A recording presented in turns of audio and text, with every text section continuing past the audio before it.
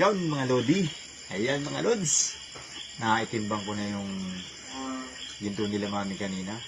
At ito po yung parte nila mga lods. Bali, tatlo po sila nagparty mga lodi. Ayan, ang parte ni mami.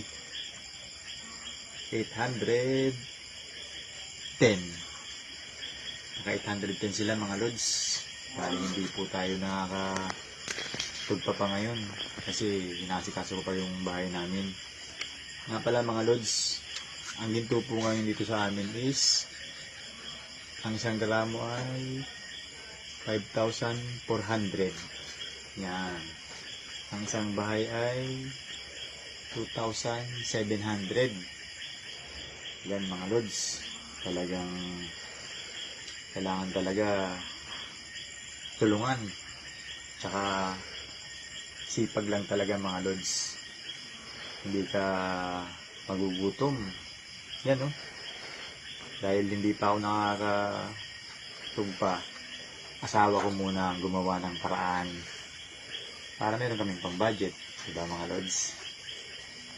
Grabe. Sobrang mahal ng ginto ngayon mga lodi. Sobrang mahal ng ginto. Ginto na lang ang hirap hanapin. Kung kailan mahal ang ginto, saka naman hirap hanapin. Yan mami. Bukas ano tayo bukas? Sugihin natin yung gidgidin natin yung bukas, yung natin dyan, natitirang pyrites. May pyrites kasi kami mga lods. Sugihin namin bukas, tingnan namin kung may ginto para mayroon pa kaming extra budget.